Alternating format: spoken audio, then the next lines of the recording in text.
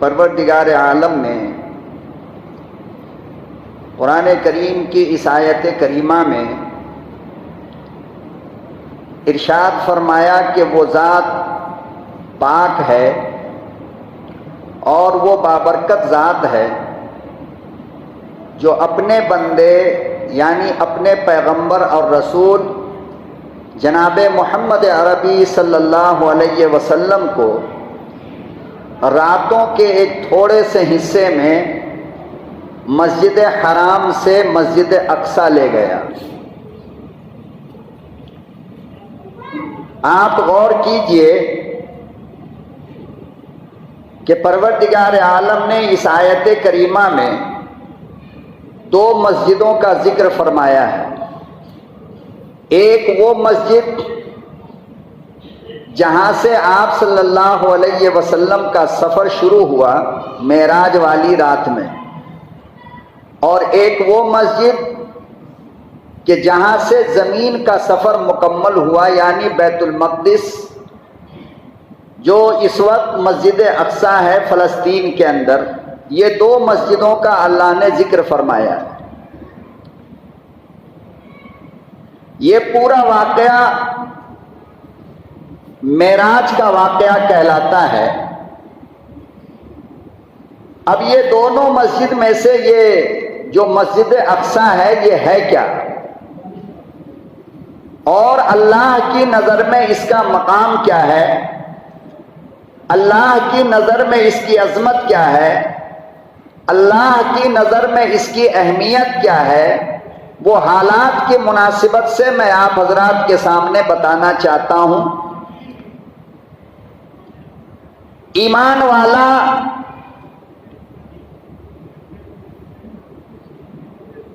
جس سمت میں کھڑا ہو کر نماز پڑھتا ہے وہ سمت اس کا قبلہ کہلاتا ہے۔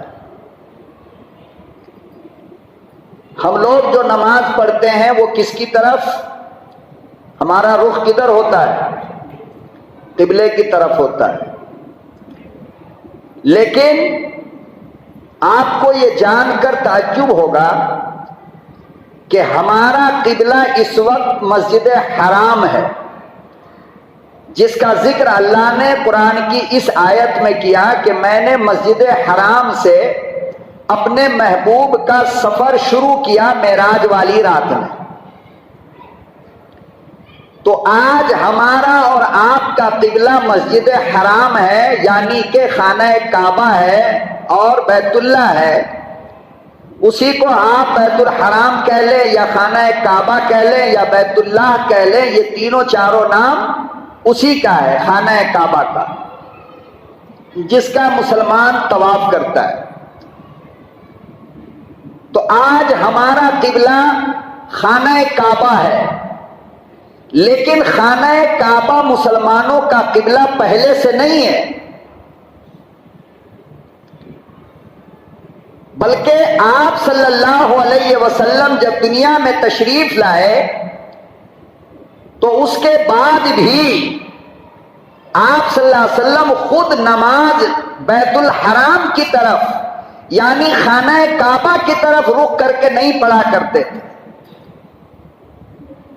بلکہ ساری دنیا کے مسلمانوں کا قبلہ اول یعنی کہ سب سے پہلا قبلہ جس طرف رخ کر کے پوری دنیا کے ایمان والے نماز پڑھا کرتے تھے وہ بیت المقدس کا مسجد اقصی ہے۔ ایچ ایس بیانات کلپس کو سبسکرائب کریں۔ پہلے مسلمانوں کا قبلہ کیا تھا؟ بیت المقدس، مسجد اقصی، جو اس وقت فلسطین کے اندر ہے۔ اور اس وقت جو فلسطین کے حالات چل رہے ہیں میں آپ کو اس کے تعلق سے اصل میں چند باتیں بتانا چاہتا ہوں۔ پھر ایک مرتبہ آپ صلی اللہ علیہ وسلم عصر کی نماز پڑھ رہے تھے بیت المقدس کی طرف رخ کر کے، مسجد اقصی کی طرف اپنا رخ کر کے، اور نماز کے اندر ہی آپ کے دل کے اندر یہ خیال آیا کہ کاش کہ ہمارا قبلہ اللہ بیت المقدس کی جگہ مسجد حرام کو بنا دیتا، اور بار بار آپ کی نظر آسمان کی طرف اٹھتی تھی کہ شاید جبریل علیہ السلام کوئی اللہ کا پیغام لے کر آ جائیں۔ پروردگار عالم نے جناب رسول اللہ صلی اللہ علیہ وسلم کی جب یہ حالت دیکھی اور آپ کے دل کی تمنا دیکھا اللہ نے کہ آپ یہ چاہتے ہیں کہ ہمارا قبلہ مسجد اقصی کے بدلے مسجد حرام ہو جائے، یعنی کہ بیت اللہ ہو جائے، تب اللہ پاک نے قرآن کریم کے اندر تحویل قبلہ کی آیت نازل کی، اور اس وقت فرمایا کہ میرے محبوب قد نرا تقلب وجهک فی السماء فلنولینک قبلۃ ترضاها، کہ میرے محبوب آج کے بعد سے آپ کا قبلہ بیت اللہ ہے، خانہ کعبہ ہے۔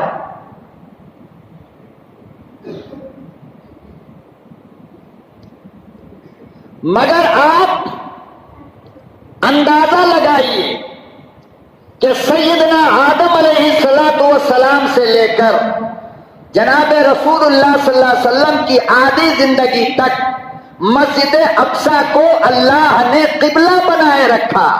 مسجد اقصی کو اللہ نے قبلہ بنا کر کے لوگوں کو حکم دیا کہ تم بیت اللہ کی طرف نہیں بلکہ مسجد اقصی کی طرف رک کر کے نماز پڑھو۔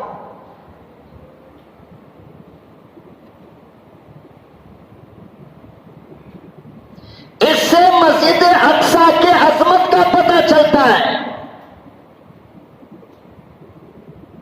اس سے مسجد اقصی کے مقام کا پتہ چلتا ہے۔ اور آج بھی پوری دنیا کے اندر سب سے پہلا مقام بیت اللہ کا ہے، یعنی کہ خانہ کعبہ کا، اور دوسرا مقام مسجد نبوی کا، اور تیسرے نمبر پر مسجد اقصی آتا ہے۔ آج بھی تیسرا مقام ہے بیت المقدس کا۔ یہی وہ مسجد ہے کہ معراج کی رات میں جب آپ صلی اللہ علیہ وسلم مسجد حرام سے چلے براق پہ سوار ہو کر کے، تو اللہ نے آدم سے لے کر عیسیٰ تک تمام نبیوں کو حکم دیا کہ آپ بیت المقدس میں یعنی مسجد اقصی میں اکٹھے ہو جائیں، میرا محبوب آ رہا ہے۔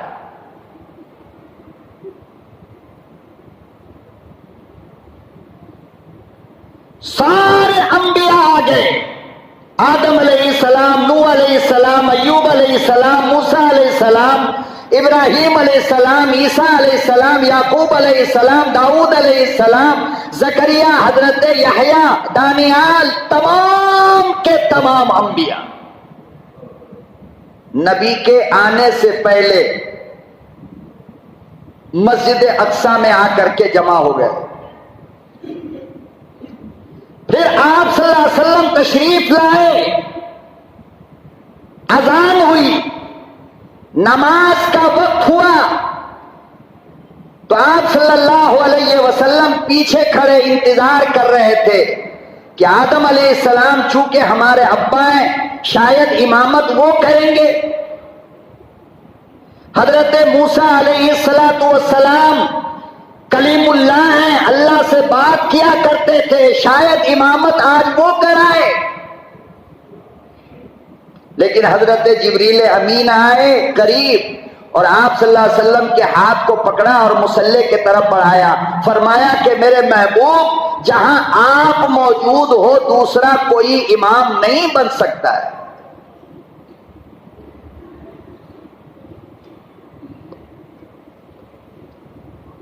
یہ وہ مسجد ہے جہاں پر اللہ نے تمام نبیوں کو جمع کر کے جناب رسول اللہ صلی اللہ علیہ وسلم کو امام الانبیاء کا شرف عطا فرمایا کہ سارے نبیوں کی امامت آپ نے کی ہے۔ اور یہ جہاں آباد ہے، مسجد اقصی، اس شہر کو، اس ملک کو فلسطین کہتے ہیں. کیا کہتے ہیں؟ فلسطین. 90% کتنا؟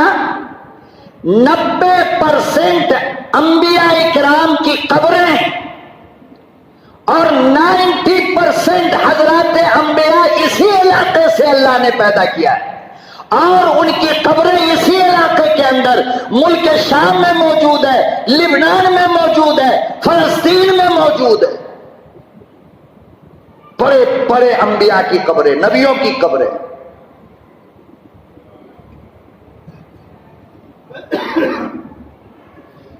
سوال یہ پیدا ہوتا ہے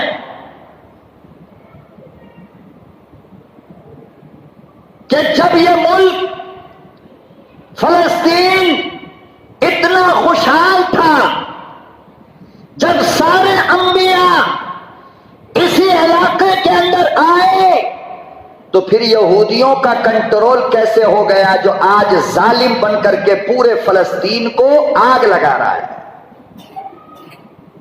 اور پورے فلسطین پہ بمباری کر رہا ہے؟ کہاں سے آ گئے یہ اچانک؟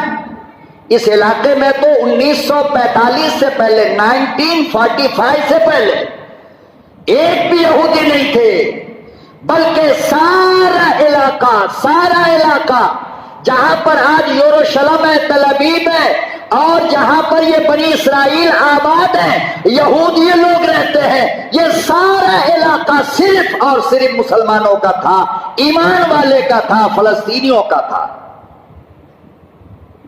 1945 سے پہلے، زیادہ دن کی بات ہی نہیں ہے. اور یہ یہودی لوگ جرمنی میں آباد تھے. کہاں آباد تھے؟ تاریخی بات کہہ رہا ہوں، سمجھ کر کے سننا آپ حضرات، چونکہ آج وقت کا تقاضا ہے اور یہی ضرورت ہے ہماری کہ مسلمان بزدل بن کر کے اگر جینا چاہے تو عزت کی زندگی نہیں جی سکتا ہے. اس کو شیر دل بننا پڑے گا اور اس کو یہ سمجھنا پڑے گا کہ یہ زندگی میری نہیں ہے بلکہ اللہ کی ہے. اللہ نے ہم کو دے رکھا ہے یوز کرنے کے لیے، وہ جب چاہے لے لے، مگر مزہ تب ہے جب بستر پہ نہ لے بلکہ مسجد کی حفاظت کرتے ہوئے لے لے.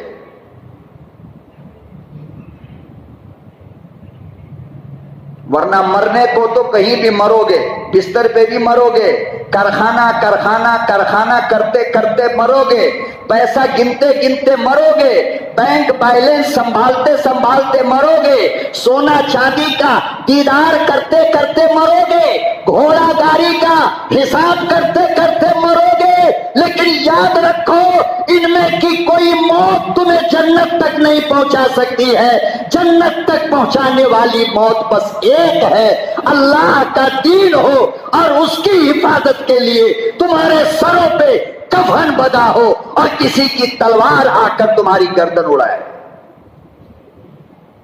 یہ مزے کی موت ہوتی ہے. کیسی موت ہوتی ہے یہ؟ اور یہ موت آسان نہیں ہے مرنا.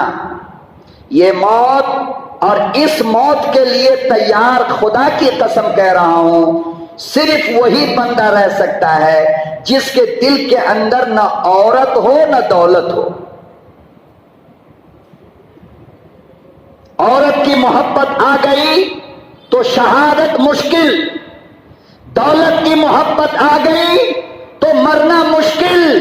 یاد رکھو دنیا کی محبت جب تک دل کے اندر رہے گی تم اللہ کے لیے اپنی جان دے ہی نہیں سکتے ہو. اللہ کے لیے جان وہی دے سکتا ہے اللہ کے مانگنے پر جس کے دل میں صرف اللہ ہی اللہ ہو.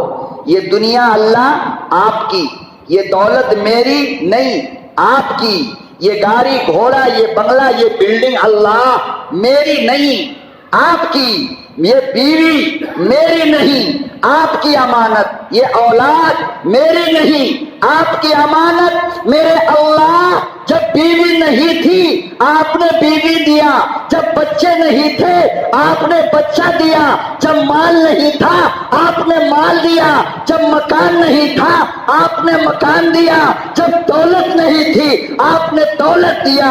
ارے کسی کے یہاں کام کیا کرتا تھا، مالک آپ نے بنایا۔ جو آدمی یہ سوچتا ہوگا اس کے لیے جان دینا بہت آسان ہے، بہت آسان ہے۔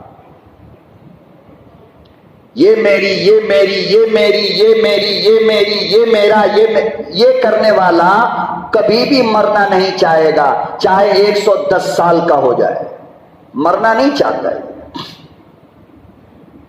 آج جو یہ سوچ لے کہ ہم خود بھی اللہ کے، کس کے؟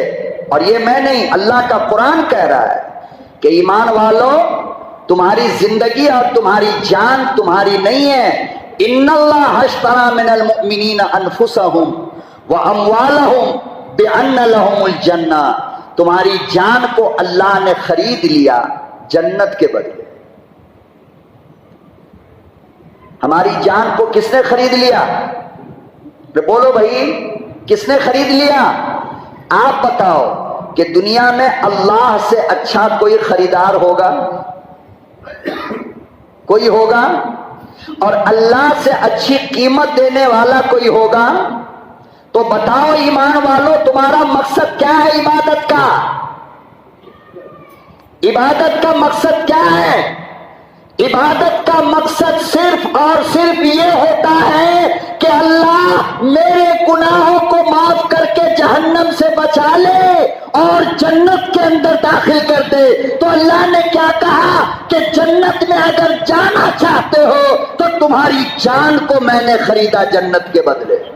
بولو بیچو گے؟ اس کے بغیر تو جنت ملنے والی، ایسا نہیں ہو سکتا کہ دنیا کی محبت کو پال کر کے تم جنت بھی خرید لو، یہ نہیں ہو سکتا ہے۔ دنیا کی محبت کو جوتیوں کے نیچے ڈالو، رون ڈالو، اور اگر اللہ نے دیا ہے تو یہ کہو کہ یہ اللہ کی امانت ہے۔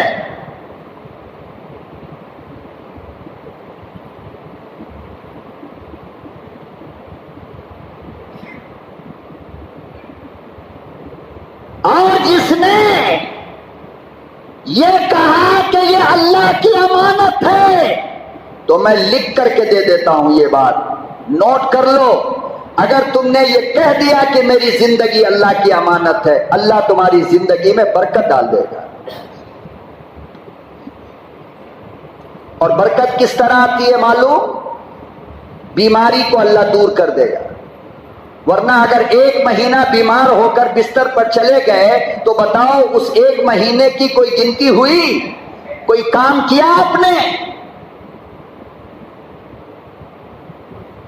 دولت میں اللہ برکت دے دے گا۔ ایک بار کہو تو صحیح کہ یہ اللہ کی دولت ہے، یہ اللہ کی امانت ہے۔ ارے میری کیا حیثیت، خدا کی قسم وہ نہ چاہے تو روٹی کا ایک لقمہ نہیں کھا سکتے۔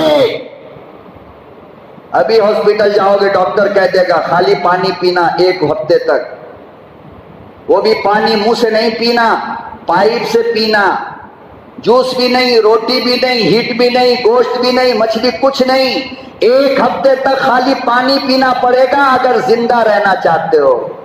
بتاؤ تو مسلمانوں کیا اس اللہ کا شکر ادا نہیں کرو گے جو سب کچھ کھلا کر کے اتنی لمبی زندگی دے رکھا ہے؟ کھاؤ پیو، مگر یہ کہو کہ یہ اللہ کی ہے، میری نہیں۔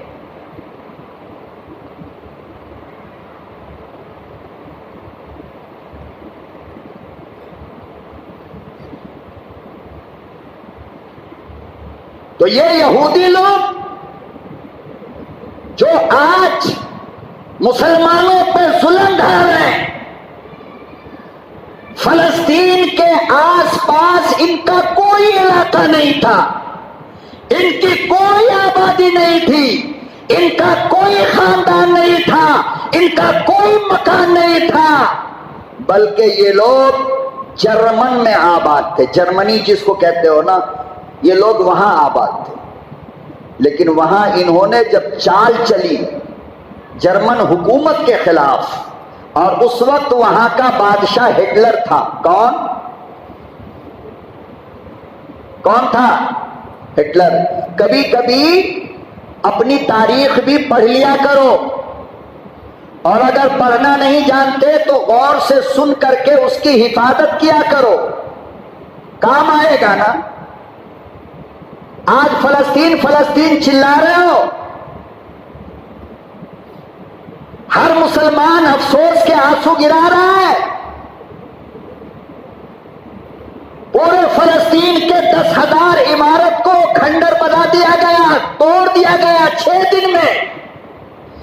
14,000 فلسطینی بچوں کو، عورتوں کو، جوانوں کو شہید کر دیا گیا فقط 5 دن میں. کتنے دن میں؟ ماں کے سینے سے لگ کر کے بچہ دودھ پی رہا ہے تو اس کے سر پہ بم گر رہا ہے کر کے. HS بیانات کلپس کو سبسکرائب کریں. اپنے سینے سے لگا کر اپنے بچے کو ماں سو رہی ہے تو اس کے بدن پہ بم گر رہا ہے آ کر کے. یہ سب کچھ 1-2 دن میں ہو گیا.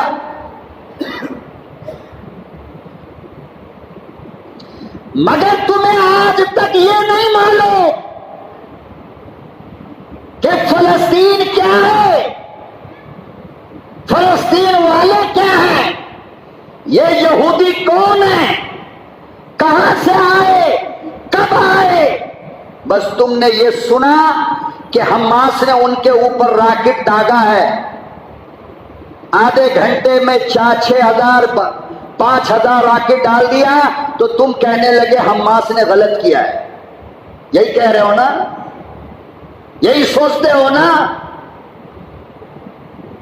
تو پہلے یہ تو معلوم کرو کہ یہ حماس ہے کون، اور انہوں نے جو راکٹ مارا، اسرائیل کے اوپر جو راکٹ برسائے، تو غلط کیا یا صحیح کیا، یہ پہلے پتہ کرو، معلوم کرو. اور یہ معلوم ہوگا تم کو تاریخ جاننے سے.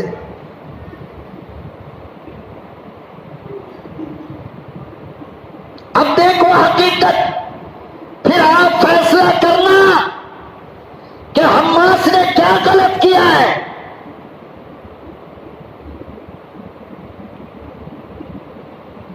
(1945) میں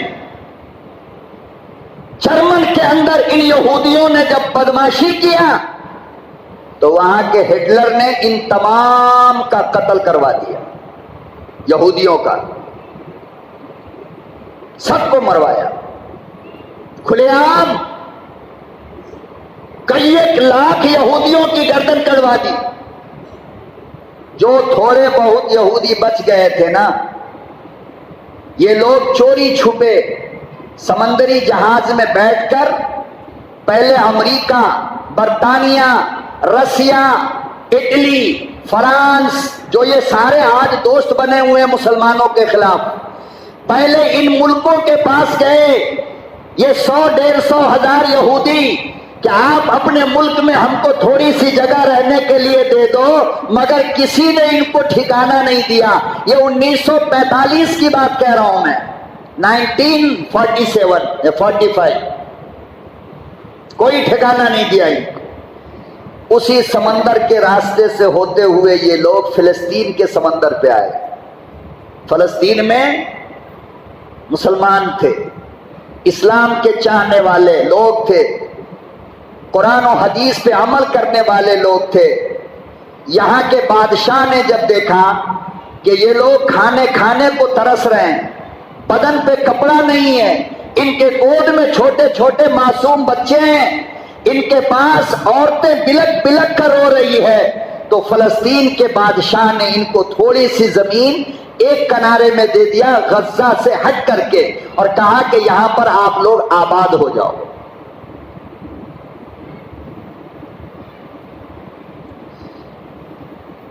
یہاں پہ رہنے کے لیے یہودیوں کو جب ساری دنیا نے ٹھوکر مارا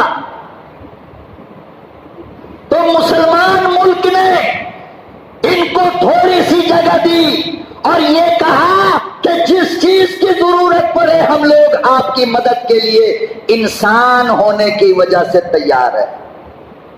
آپ اندازہ لگاؤ فلسطینیوں نے کیا غلط کیا تھا. یہ ہمدردی کرنا غلط ہے. پھر اس کے بعد یہ زہریلے سانپ آہستہ آہستہ بڑھتے گئے اور اس کے بعد امریکہ، فرانس، یہ سارے کے سارے عیسائی لوگ جن کا دعویٰ یہ ہے کہ مسجد اقصی ہماری ہے، مسجد اقصی ہماری ہے، انہوں نے دیکھا کہ ڈائریکٹ ہم مسجد اقصی پہ جا کر کے حملہ نہیں کر سکتے، ہم اس کو اپنا نہیں سکتے، تو پھر ان تمام ظالموں نے جنہوں نے ان کو ٹھکانہ دینے سے منع کیا تھا اب ان سے آپس میں بات کرنے لگے، جاسوسی کرنے لگے. پھر آہستہ آہستہ ان کی طاقت کو بڑھایا، فوجی طاقت کو بڑھایا، اسلحہ بڑھایا اور ان کو مال دینے لگے، اور ساری دنیا کے عیسائی اور یہودی دونوں ایک ہو گئے کہ ہم دونوں کو مل کر کے مسجد اقصی کو لینا ہے. جبکہ آپ کو معلوم ہونا چاہیے کہ مسجد اقصی کی تعمیر حضرت سلیمان علیہ السلام نے جناتوں کی جماعت کو ملا کر کے کیا تھا پہلی بار.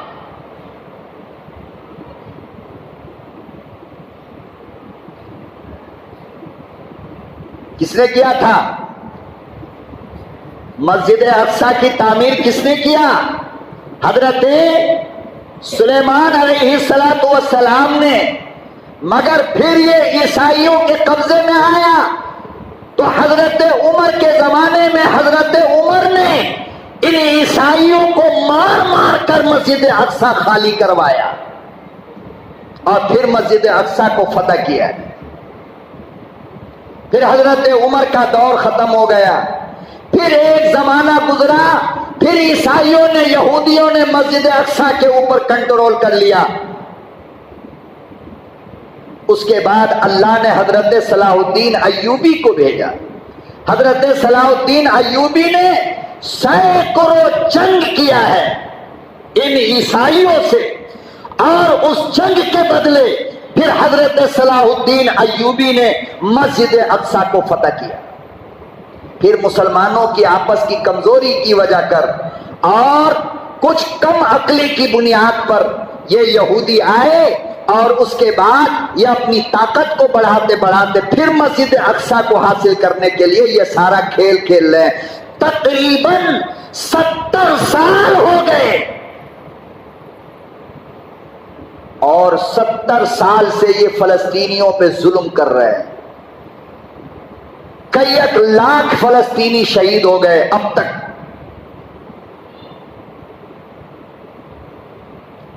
حماس یہ اسی فلسطین کی ایک فوجی طاقت ہے. ہندوستان کا میڈیا، ہندوستان کا سوشل میڈیا اور یہاں کے یہ چور ڈکیت میڈیا والے حماس کو کہتے ہیں کہ یہ دہشت گرد ہے.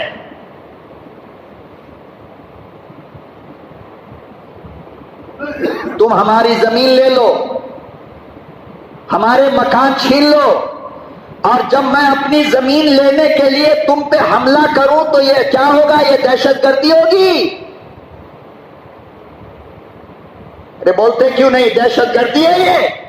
اگر یہ دہشت گردی ہے تو پھر انگریزوں کو بھگانے کے لیے جنہوں نے ہمارے ہندوستان پہ قبضہ کر لیا تھا اس کو بھگانے کے لیے یہاں کے مسلمانوں نے جو ان سے جنگیں کی ہیں یہ سب دہشت گرد ہے.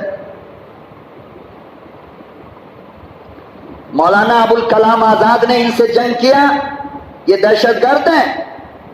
مولانا حسین احمد مدنی نے ان سے جنگ کیا، یہ دہشت گرد ہیں.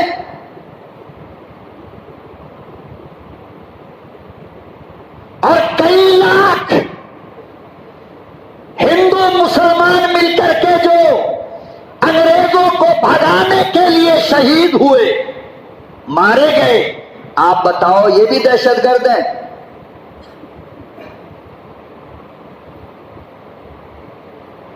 حمید الدین فرائی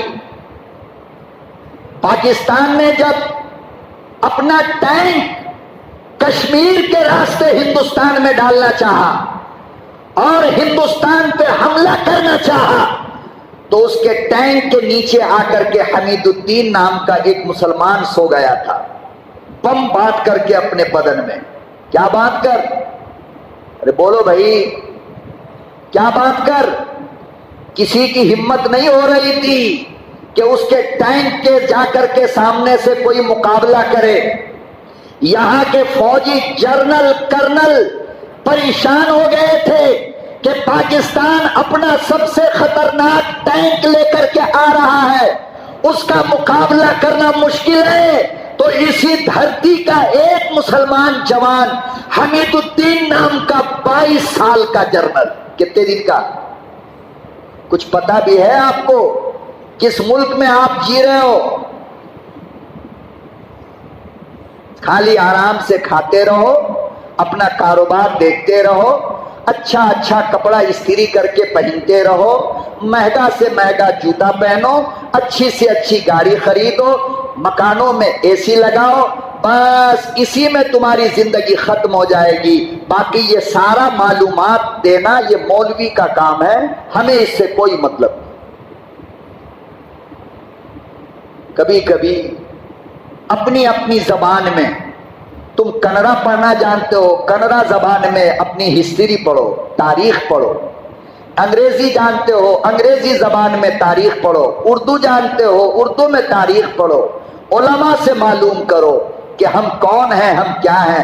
تمہارے معلوم نہ ہونے کی وجہ کر آج یہ ہندوستان کے لوگ تم سے کہتے ہیں کہ تم بدیسی ہو، پاکستان جاؤ، افغانستان جاؤ. اگر تم کو معلوم ہوتا تو تم یہ کہتے کہ وہ ہندوستان کے برہمن ہو، تم پاکستان سے آئے ہو، تم پاکستان جاؤ. ارے جس وقت پاکستان پھٹا ہم اس وقت بھی پاکستان نہیں گئے تو اب کیا جائیں گے؟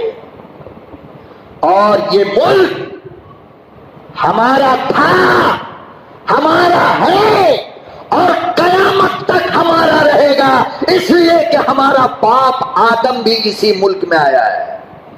ہم اپنے باپ کی زمین میں رہ رہے ہیں، کرائے کی زمین میں نہیں. لیکن معلوم ہوگا تب نہ بولو گے. جب کچھ پتہ ہی نہیں ہے تو بولو گے کیا؟ صبح ہوئی شام ہوئی، صبح ہوئی شام ہوئی، صبح ہوئی شام ہوئی، اور زندگی ایسے ہی تمام ہوئی.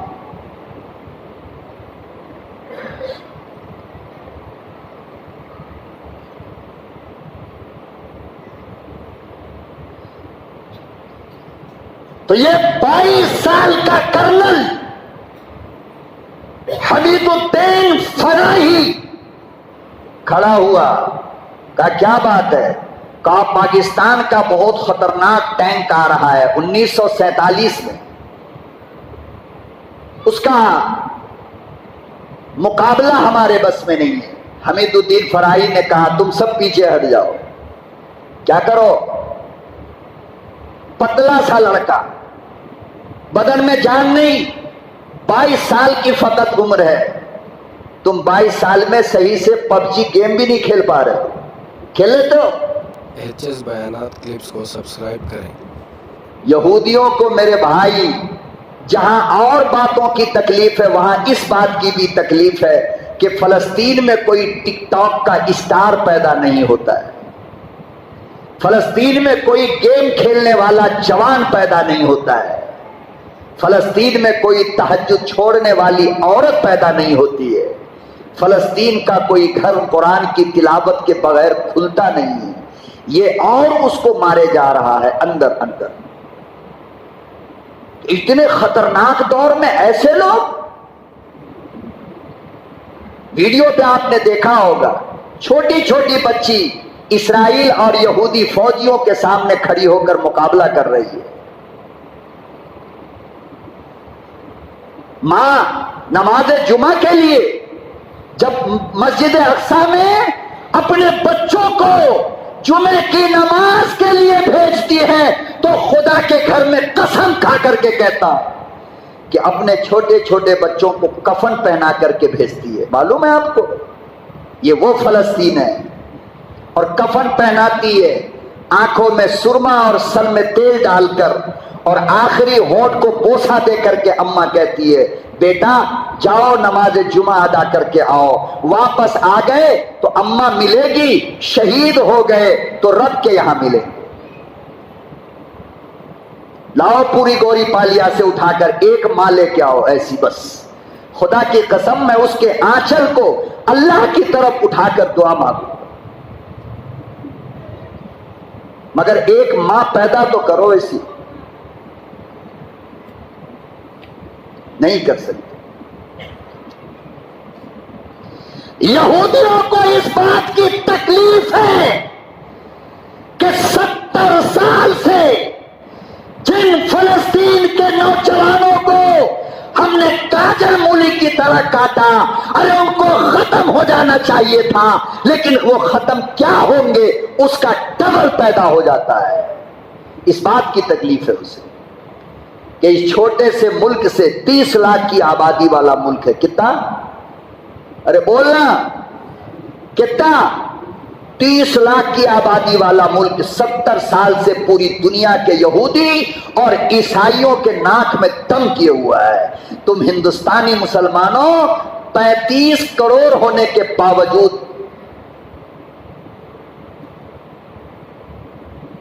کیا ہو؟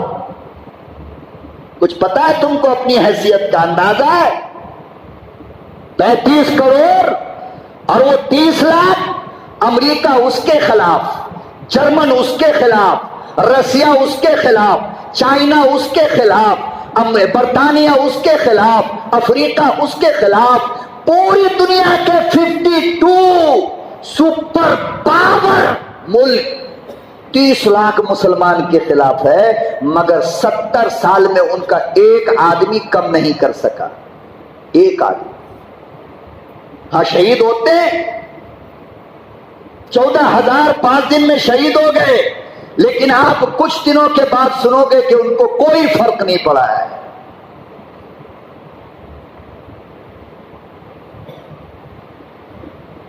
خدا کی قسم کھا کر کہتا ہوں فلسطین کی ماں کے قدم چومو. ایک نہیں دو نہیں کئی کئی لڑکے دے دیے، کتنے شوہر شہید کروا دیے، مگر رب کعبہ کی قسم آج بھی کسی ماں کے آنکھ میں آنسو کا قطرہ نہیں.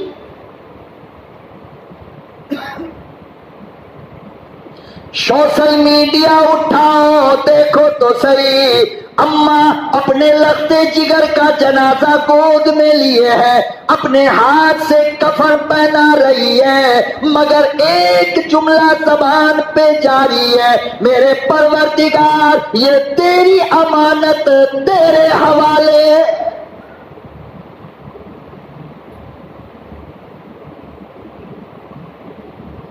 انہیں پتا ہے میرا شوہر دنیا کے لیے مارا نہیں گیا، عورت کے چکر میں مارا نہیں گیا، دولت کے نشے میں مارا نہیں گیا، دنیا کے لیے مارا نہیں گیا. او میرے سہاگ کو لوٹنے والوں، او میرے پیار کو لوٹنے والوں، میرا شوہر تو جنت میں دوڑتا پھر رہا ہے.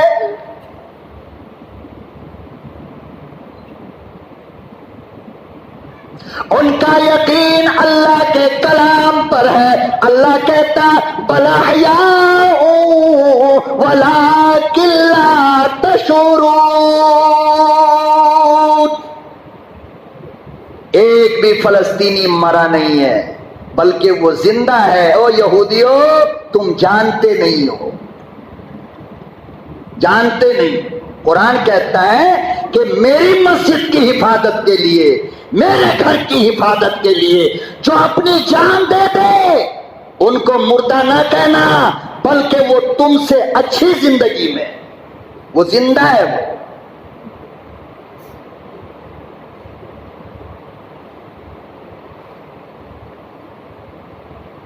یمن کا ایک شخص جس کا نام تھا مسیلمہ. کیا نام تھا؟ مسیلمہ. نبی کریم صلی اللہ علیہ وسلم کے زمانے میں انہوں نے ایک خط لکھا آپ صلی اللہ علیہ وسلم کے نام کہ اے محمد، میں مسیلمہ بن حنیفہ یہ خط لکھ رہا ہوں اور آپ سے گزارش یہ ہے کہ آدھے عرب کے نبی آپ بن جاؤ اور آدھے عرب کا نبی ہم کو بنا دو. جب آدمی نماز کے گیٹ پہ کھڑا ہونا تو ایسی بات کرتا ہے. جب پاگل ہوگا آدمی تو کیا کرے گا؟ وہ مسلمہ کیا سمجھ رہا تھا کہ نبی آدمی اس طرح بنتا ہے جیسے کوئی ڈاکٹر پڑھ کے بنتا ہے، جیسے کوئی انجینئر بنتا ہے، جیسے کوئی پروفیسر بنتا ہے. وہ یہ سمجھ رہا تھا. اسے بے وقوف کو یہ نہیں معلوم کہ نبی کوئی خود نہیں بنتا بلکہ کون بناتا ہے. اب بتاؤ کہ اللہ کے نبی کے بعد اللہ نے کسی کو نبی بنایا ہے؟ ارے زور سے بولو. بنایا؟ تو نبی کے بعد اگر کوئی کہے کہ میں نبی ہوں تو مانو گے اس کو؟ ارے مارو گے یا جتیاؤ گے؟ نبی مانو گے کبھی بھی؟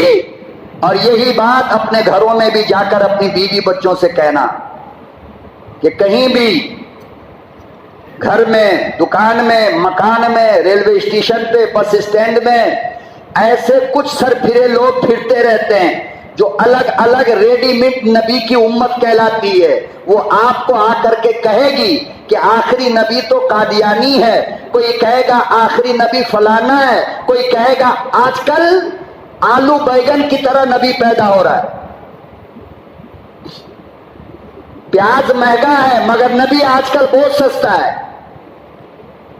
کبھی سنو گے پاکستان میں ایک آدمی آیا نبوت کا دعویٰ کر دیا.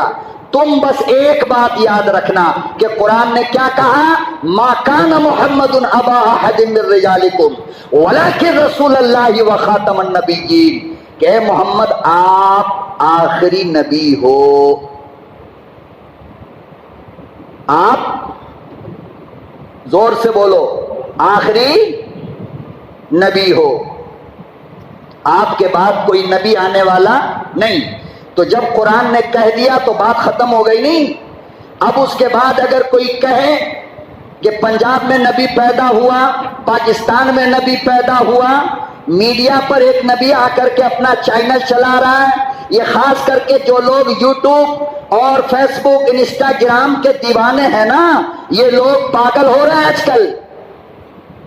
ایسے لوگوں کے بیانات سنتے سنتے ذرا ہوشیار رہنا. اپنے عالم سے رشتہ مضبوط کر کے رکھو.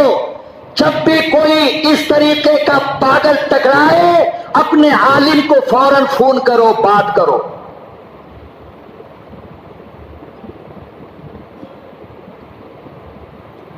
ایمان کو بچانا بہت بڑی ذمہ داری ہے. بات سمجھ میں آ رہی نہیں آ رہی؟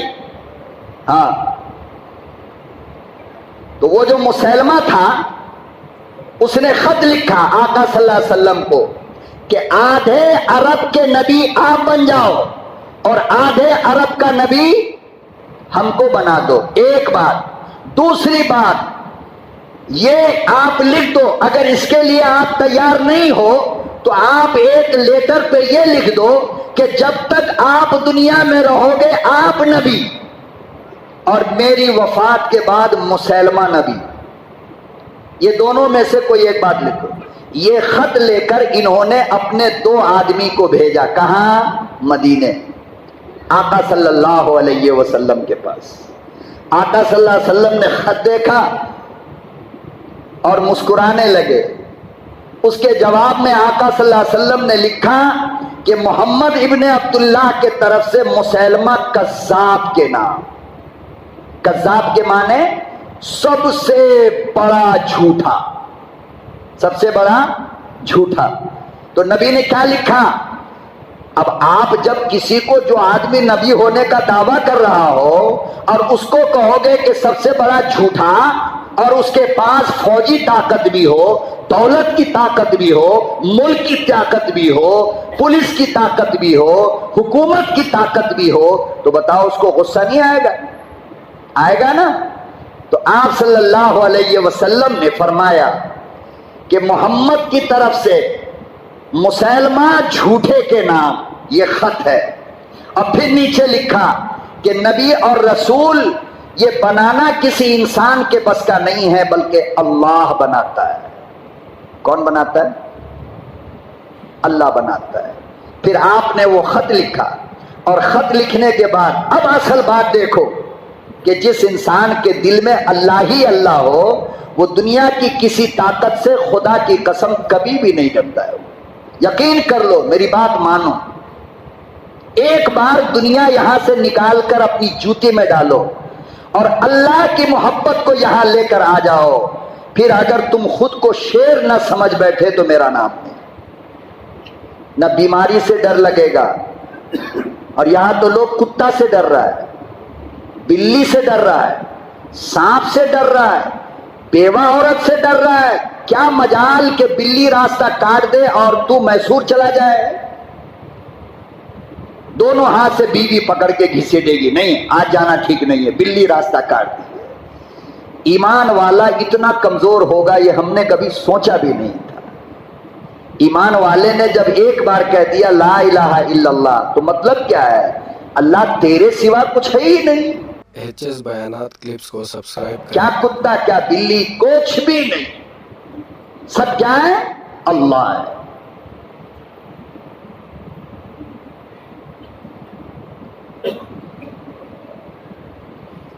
اللہ کے سوا کوئی نہیں۔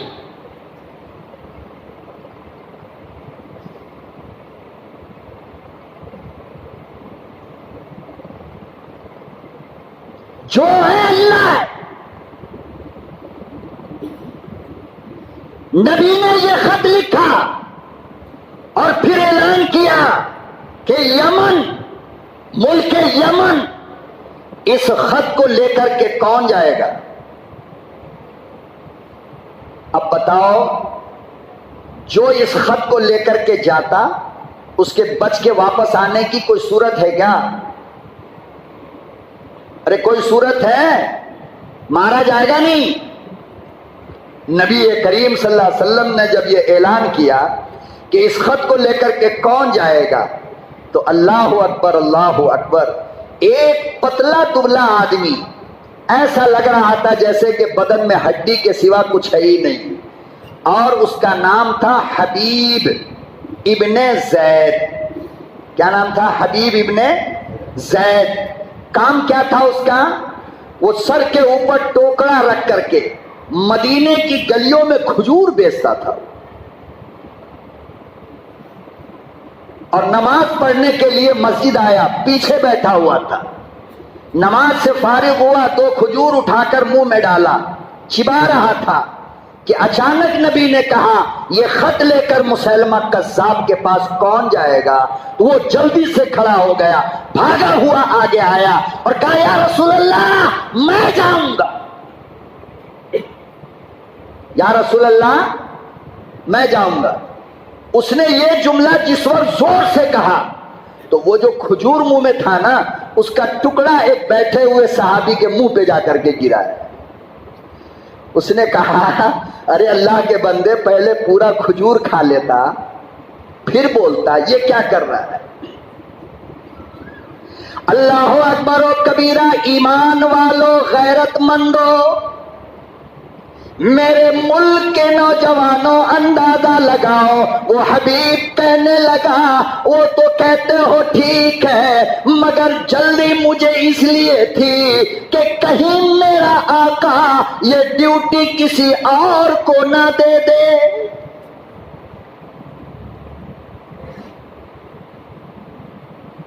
مجھے اس بات کی ضد تھی، مجھے اس بات کا شوق تھا کہ امام الانبیاء محبوب کبریا حضرت محمد مصطفیٰ صلی اللہ تعالی علیہ وسلم کا خط لے کر میں جاؤں۔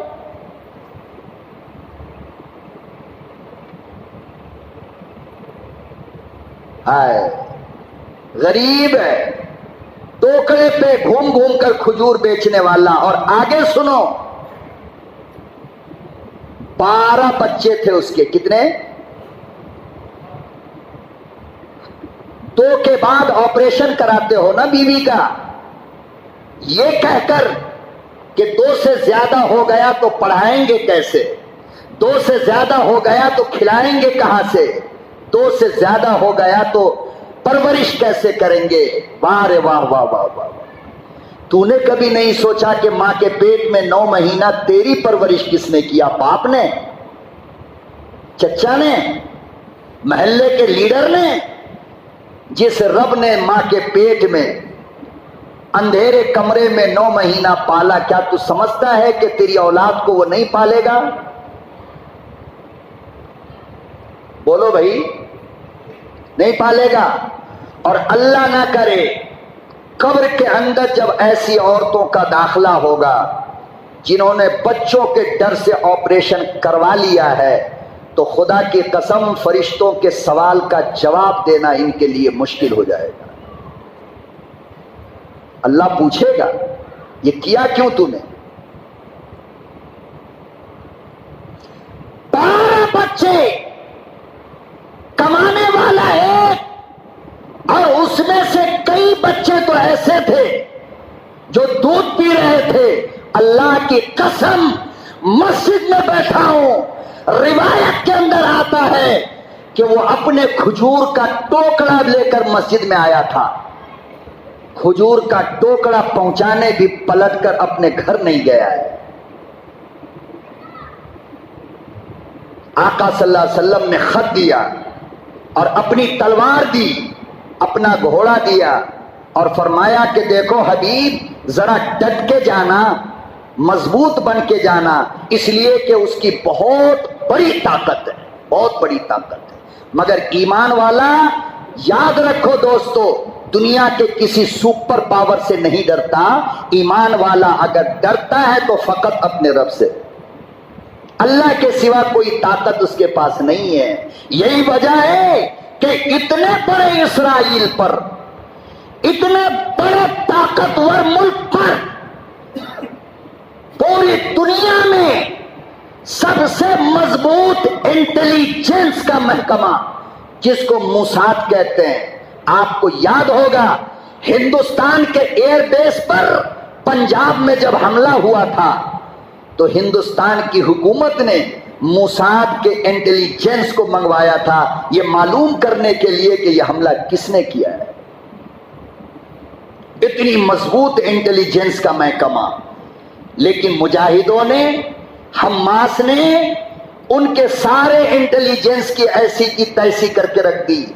ڈرون اور مشنری ایسی لگا رکھی اسرائیل نے اپنے ملک کی حفاظت کے لیے کہ دنیا کا کوئی میزائل بھی اگر مارے تو کام نہیں کر سکتا، ڈرون اس کو ناکام کر دیتا ہے. لیکن ایمان سے بھرے ہوئے ان حماس کے مجاہدوں نے 20 منٹ کے اندر تقریباً 5000 راکٹ ان کے اوپر برسا دیے. کون سی طاقت تھی آپ بتا سکتے ہو؟ ایمان کی طاقت تھی. کس کی؟ ہاں، ان کے لیے زندگی موت سے اچھی نہیں ہے بلکہ موت زندگی سے بہتر. اور جو بندہ یہ سمجھ لے کہ اللہ کی ملاقات مرے بغیر نہیں ہو سکتی ہے اور اللہ سے اتنا پیار کر لے کہ دنیا کی ساری لیلا جوتی کے نیچے، مولا سب سے آگے، تو پھر بتاؤ کہ کون مرنے کے لیے جلدی نہیں کرے گا؟ اللہ سے اگر اتنا پیار ہو جائے کہ اللہ سے ملنا ہے اور ملنے کا ایک ہی راستہ ہے موت. جب تک مرے گا نہیں اللہ دکھے گا نہیں، پہلے مریں گے پھر اللہ دکھے گا. تو جس کا ایمان اتنا مضبوط ہو جائے دنیا سے کٹ کر ہٹ کر، پھر اس آدمی کو موت کا ڈر ور، بولو بھائی، نہیں لگتا ہے. حضرت حبیب بن زید نے گھوڑا سنبھالا، تلوار اٹھائی اور لکھا ہے ابن زید بیٹھا ہے تو ایسا لگ رہا تھا جیسے کہ کرنل جنرل جا رہا ہو.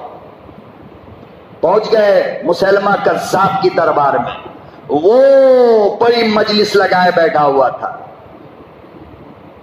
جا کر کے حضرت حبیب ابن زید نے مسلمہ کے سامنے زمین میں تلوار گاڑی اور شیر کی طرح کھڑے ہو گئے. کہا کون ہے تو؟ کیا کہا؟ کون ہے تو؟ حضرت حبیب ابن زید نے کہا کہ پاگل، چہرہ دیکھ کے بھی نہیں پہچان رہا ہے کہ میں محمد کا نوکر ہوں؟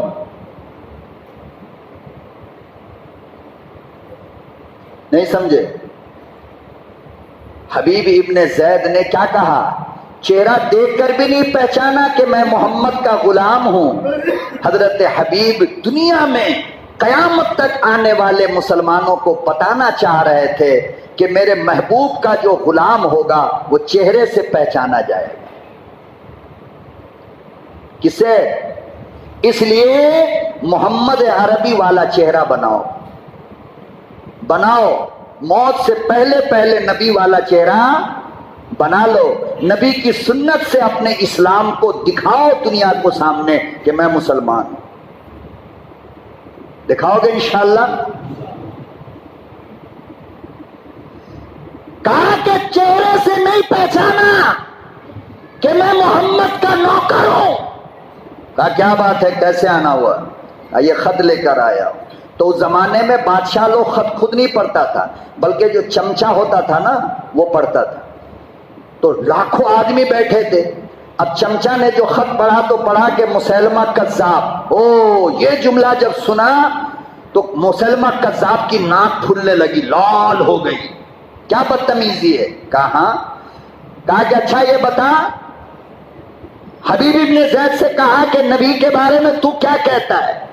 کہا وہ تو نبی ہے. کہا میرے بارے میں تو کیا کہتا ہے؟ حبیب ابن زید نے کہا میرے نبی نے کہا تو جھوٹا ہے.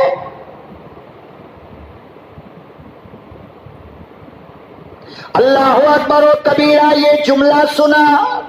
حبیب ابن زید کے سیدھے کاندھے پہ تلوار ماری، ہاتھ اچھل کر دور گرا. حبیب کھڑا مسکرا رہا ہے. مسلمہ کہنے لگا اب بتا، کہنے لگا مسلمہ کی ذرا پیچھے مڑ کر دیکھ تو صحیح، میری فوج کھڑی ہے، میری طاقت کھڑی ہے. حضرت حبیب کہنے لگے او ظالم تجھے کیا پتا، جب نبی کا خط لے کر چلا ہوں میں اپنے 12 بچوں کو پلٹ کر نہیں دیکھا، تیری پولیس کو کیا دیکھوں.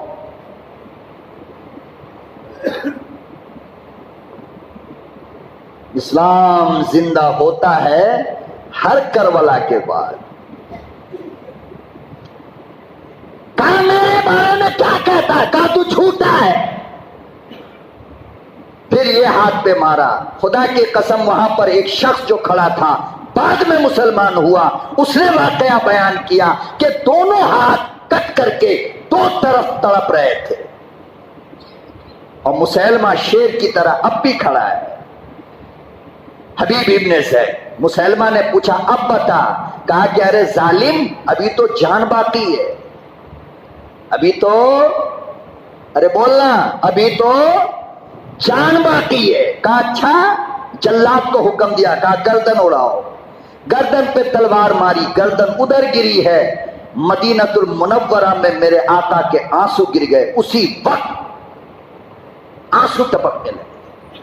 صحابہ پریشان، یا رسول اللہ کیا ہوا؟ امام الانبیاء محبوب کبریا حضرت محمد مصطفیٰ صلی اللہ علیہ وسلم نے ارشاد فرمایا میرا یار حبیب شہید ہو گیا. فرمایا امام الانبیاء پتہ کیسے چلا؟ فرمایا تجھے کیا پتا، ہوا پیغام لے کر آئی ہے، حبیب کے شہادت کی خوشبو آ رہی ہے. اور اس وقت میرے نبی نے جو ایک جملہ کہا ذرا غور کرنا. فرمایا میرے پروردگار حبیب ابن زید کو جنت میں میرا ساتھی بنا دے. آئے ہائے، بستر کی موت مرنے والوں اللہ سے شہادت کی موت مانگا کرو. کیا موت مانگو؟ اللہ مجھے شہادت کی موت عطا فرما. میرے بھائیوں، اس وقت فلسطینی مسلمان وہ ہمارے ایمان والے بھائی دعا کے محتاج ہیں. آج بھی دعا مانگیے، گھروں میں جا کر اپنی بیوی بچوں سے قرآن کی تلاوت کروا کر کے فلسطینی مسلمانوں کے لیے مسجد اقصی کی حفاظت کے لیے دعا کروائیے. حماس مجاہدین کی قوت کو اللہ اور زیادہ ترقی عطا فرمائے. دعا کروائیں، اس لیے کہ مسجد اقصی کا مسئلہ صرف فلسطینیوں کا نہیں ہے بلکہ پوری دنیا کے امت کا مسئلہ ہے نہیں ہے؟ اس لیے اللہ سے رو رو کر کے ان کی کامیابی کے لیے دعا کیجئے. بہت نازک وقت چل رہا ہے اس وقت. اللہ تعالیٰ ان کی غیب سے حفاظت فرمائے. وآخر دعوانا ان الحمد للہ رب العالمین.